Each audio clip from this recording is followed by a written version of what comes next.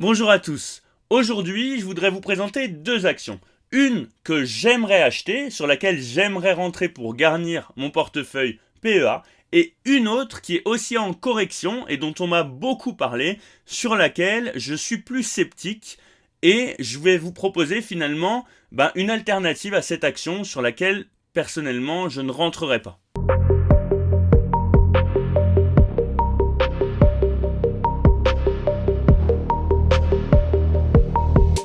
Et on attaque tout de suite avec ST Microelectronics.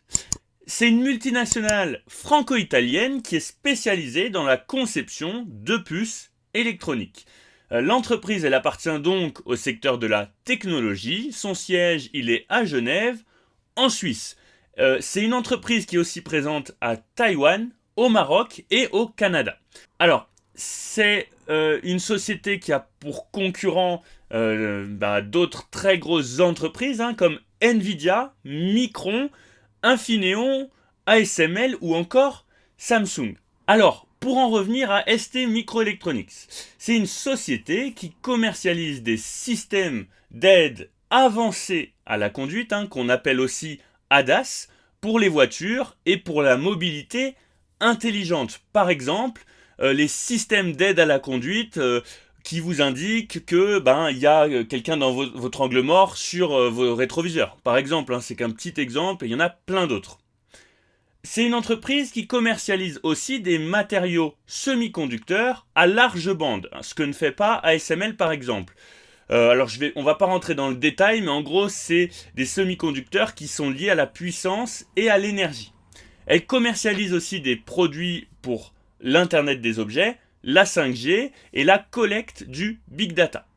Alors, l'Internet des objets, c'est tout ce qui va servir à connecter les objets à Internet.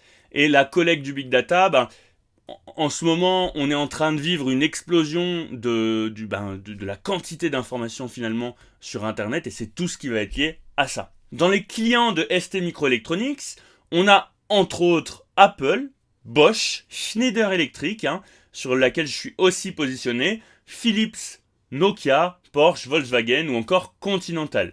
Donc vous voyez que c'est une entreprise qui a des gros clients. On va maintenant aller regarder le dividende qui est versé trimestriellement, donc tous les 3 mois, avec un rendement de 1,33%. Et pour moi, en ce qui concerne ST Microelectronics, on est sur un point négatif en ce qui concerne le dividende, parce que on est sur un dividende qui est sur une tendance haussière, mais on a pas mal de variations et on voit que la prévision du dividende en 2024, elle est vachement revue à la baisse, moins 73,59%. On va essayer d'analyser tout ça. On va essayer de définir si c'est inquiétant ou pas. Et puis on essaiera d'expliquer pourquoi ça peut être une bonne chose ou une mauvaise chose.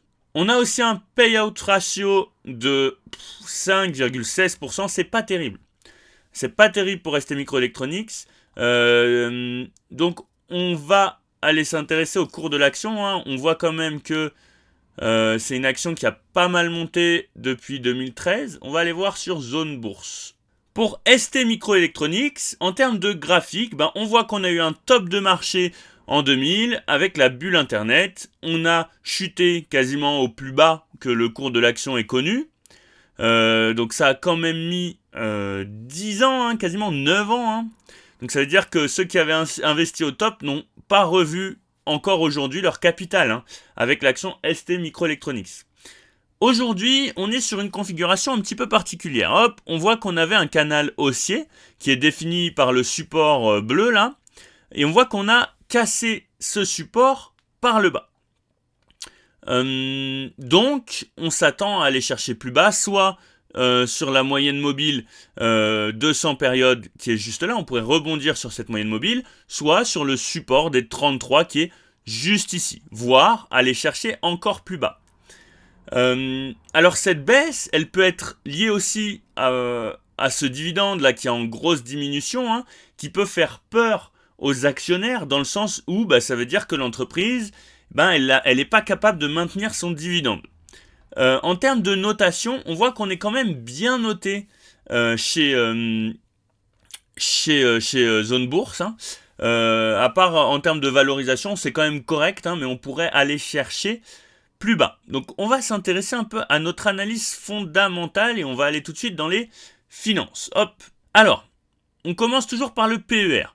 En termes de PER, on est en chute libre depuis 2020 où on avait atteint un PER de 30 fois les bénéfices. Donc on payait l'action 30 fois les bénéfices. Aujourd'hui, on est sur un PER qui est quand même un petit peu plus... qui est plus réaliste, hein, même vraiment plus réaliste. On est sur un chiffre d'affaires qui est en augmentation, comme vous pouvez le voir ici, et des marges, pareil, qui sont en augmentation, qui avaient subi une petite correction en 2018, 2019, mais rien d'inquiétant de ce côté-là. Ensuite, si on regarde le rendement, on l'a vu tout à l'heure dans les dividendes, on voit que c'est un petit peu en dents de scie, hein. On était à 1,68 en 2018, on est quand même sur une tendance globalement baissière. Si on regarde le ROE, on est sur une entreprise qui est très rentable, hein. On est à 36%, pour moi au-dessus des 10%, on est déjà sur une entreprise qui est rentable. Donc un ROE qui est très intéressant mais qui est instable, hein. On voit qu'on est passé de 22% à 15%, à 22 et on arrive aujourd'hui à 36. Donc c'est pas un ROE qui est stable. Donc pour moi c'est une note négative de ce point de vue-là.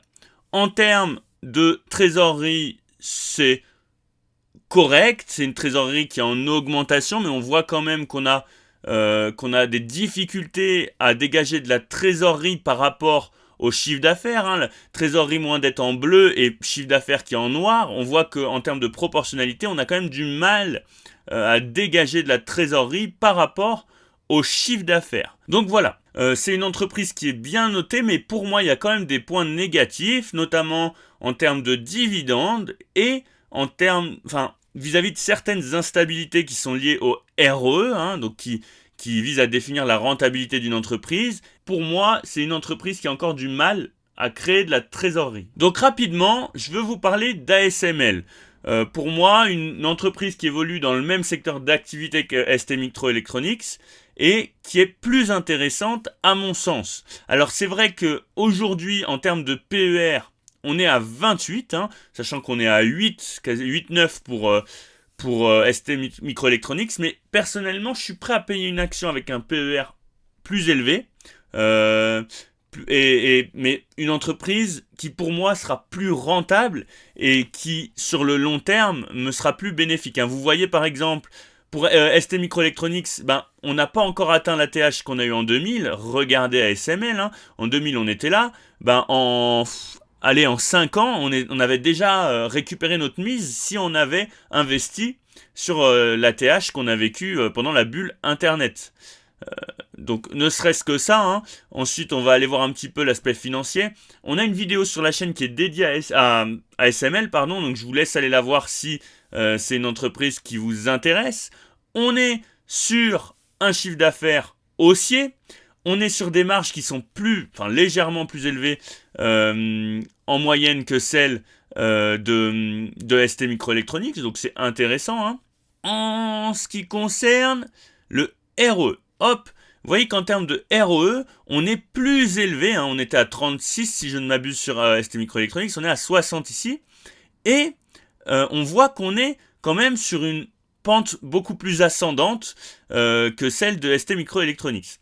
Ensuite, en termes de trésorerie, on voit que par rapport au chiffre d'affaires, on a une proportionnalité qui est plus intéressante. C'est une entreprise qui arrive à dégager plus de trésorerie. Et ça, c'est intéressant, surtout en période de crise. J'arrête pas de vous le dire, mais cash is king.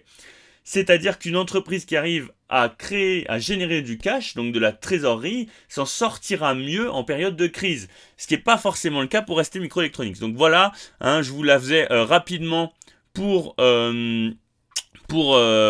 ASML. On voit qu'on a une très bonne visibilité, c'est-à-dire qu'on sait dire à plus ou moins long terme que l'entreprise elle va fonctionner. On a des fondamentaux qui sont excellents. Effectivement, l'entreprise elle est un petit peu plus chère. Vous voyez qu'en termes de valorisation juste ici, la notation est moins bonne. Mais pour moi, c'est une entreprise qui, hop, on va aller voir rapidement sur le graphique. C'est une entreprise sur laquelle je suis rentré, mais sur laquelle j'attends d'autres points d'achat. On voit qu'actuellement, à moyen terme, on est sur une tendance légèrement baissière. Donc j'attends pour rentrer à nouveau dedans. Et pour moi, à très long terme, c'est une entreprise qui est plus intéressante que celle que ST Microelectronics, pardon. Donc n'hésitez pas à me donner votre avis en commentaire, ça m'intéresse de savoir. Je voudrais vous parler de Verallia. Verallia, c'est une action que j'aimerais bien ajouter à mon portefeuille PEA. C'est une entreprise qui a été cédée en 2015 par Saint-Gobain. Donc, elle a été cédée à un fonds américain qui s'appelle Apollo Global Management. Depuis cette cession, la société elle a fait un long chemin vers l'excellence opérationnelle et l'augmentation de ses marges. Pour aujourd'hui, accélérer sa croissance et permettre à la société Apollo de réaliser une plus-value importante. Donc Verallia, c'est une entreprise qui a été introduite en bourse sur le CAC 40 en 2019 pour une capitalisation de 3,2 milliards d'euros.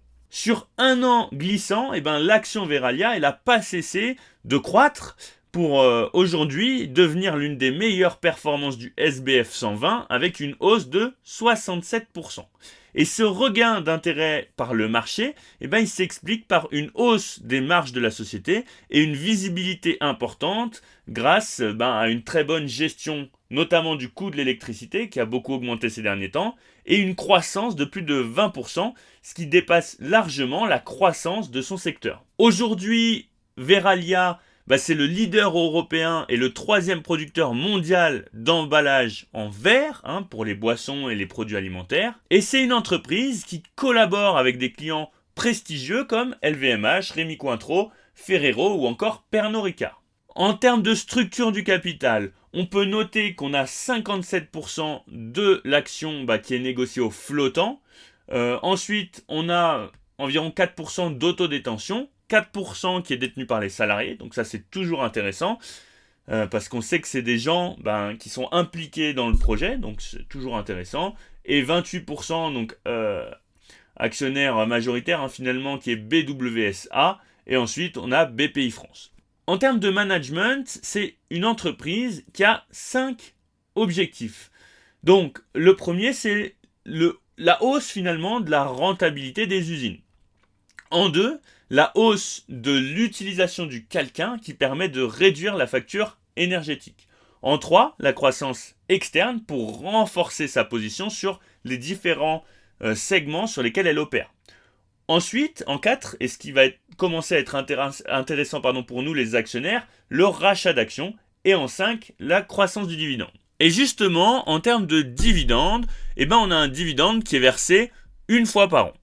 Il y a une croissance annualisée de 33,3%, ce qui est assez intéressant. On le voit depuis 2020. Je vous rappelle que c'est une introduction en bourse récente, mais on voit quand même que les objectifs, ils sont tenus. Donc pour moi, c'est un point positif en ce qui concerne le dividende avec un payout ratio de environ 35%. Donc c'est une entreprise pour moi qui arrive à gérer ses investissements et aussi à rémunérer les actionnaires, ce qui est une très bonne chose. En termes d'activité, Verallia, c'est une entreprise qui est répartie sur 6 segments. On a le vin, qui représente 35% de l'activité de l'entreprise. On a la nourriture, qui représente 16%. La bière, qui représente 13%. Les boissons sans alcool, 11%. Le vin effervescent, 12%. Et enfin, les spiritueux pour 13%. En termes de répartition géographique, c'est peut-être le point le moins intéressant parce que c'est une entreprise qui est quand même très très très présente en Europe et qui est moins bien diversifiée que d'autres entreprises en termes de géographie finalement. Mais c'est une entreprise qui est aussi présente en Amérique latine finalement, dans une moindre mesure, ça contribue à environ 12% du chiffre d'affaires de Verallia. En termes de finances, déjà, il faut noter qu'on est actuellement sur un PER de 10, ce que je juge très intéressant pour une entreprise de cette qualité. Et en parlant de qualité, voilà la notation zone bourse. C'est une entreprise qui est extrêmement bien notée en termes de valorisation, de visibilité, etc. En termes de fondamentaux, on va approfondir ça et vous voyez qu'on est sur une note à l'achat pour Bourse Direct. C'est rare d'avoir une note aussi stricte, quoi. Là, on est vraiment sur de l'achat. Alors, le PER, on l'a fait. On a un chiffre d'affaires qui est en croissance avec des marges qui sont elles aussi en croissance, des marges qui ne sont pas très importantes, mais qui sont correctes par rapport au secteur d'activité. Ensuite, en termes de trésorerie, on voit que c'est une entreprise qui a beaucoup investi et qui ne dégage actuellement pas de trésorerie. On voit que si on regarde le ratio trésorerie-dette, on est en négatif. Par contre, ce qu'on voit aussi, j'ai bugué, c'est qu'on est sur un leverage qui est en diminution. Et pour l'instant, on est sur un leverage qui est maîtrisé, qui est en dessous de 2. En termes de ROE, on est sur une entreprise qui a 40% de ROE. C'est une entreprise qui est donc rentable. Et pour moi, c'est un ROE qui est très intéressant. Pour en revenir, justement, je vais me réduire un petit peu. Pour en revenir justement, à ce problème de trésorerie pour Verallia, moi, ça ne me pose pas problème dans le sens où c'est une entreprise qui investit énormément, qui essaye de se diversifier tant du point de vue géographique que du fait de grappiller des parts de marché sur ces segments. Et on voit notamment qu'il y a eu des acquisitions de la part de l'entreprise, ce qui peut aussi expliquer le fait que c'est une entreprise qui soit un petit peu endettée, mais tant que le leverage reste maîtrisé, ça ne me pose pas de problème. Alors, pour Verallia, on a entamé une tendance baissière. On est en dessous de la MM200. On a cassé notre tendance haussière juste là. Alors, ce qu'on peut noter en termes de volume, c'est que ici c'est une zone qui intéresse du monde. C'est-à-dire qu'on a eu du monde à l'achat finalement pour contrer les vendeurs vers le bas. On a eu du monde aussi à l'achat. Donc, c'est quand même une zone intéressante. Tant qu'on restera en dessous de la MM200, on est bien en dessous là d'ailleurs, on restera baissier. Néanmoins, au vu de l'analyse fondamentale et de ce qu'on a pu dire tout à l'heure, pour ma part, je trouve que ça commence à être un bon point d'entrée. Je ne vais pas me positionner pour l'instant, je vais attendre de voir. Si on continue vers le bas, alors là, on peut quand même descendre assez bas, au 27, voire 25. Alors pour moi, s'il n'y a pas de news qui vont à l'encontre de ça, ou de résultats qui vont à l'encontre de ça, pour moi, ce sera des zones d'achat très, très intéressantes. Si on devait ranger ou repartir par le haut, je pense que je serais à l'achat, du moins pour ouvrir une ligne à ces niveaux-là. D'accord ? Donc à voir comment ça évolue, sachant que pour l'instant on est quand même en train de casser ce support. Donc à voir sur les moments à venir. En tout cas, c'est une action qui m'intéresse. Voilà, c'est tout pour cette vidéo. J'espère qu'elle vous aura plu. N'hésitez pas à me donner votre avis en commentaire et à me donner des actions que vous souhaitez que j'analyse. Pour ma part, je vous dis à dimanche pour le prochain Point Bourse. N'hésitez pas à liker, à commenter et à vous abonner. C'est comme ça que fonctionne la chaîne.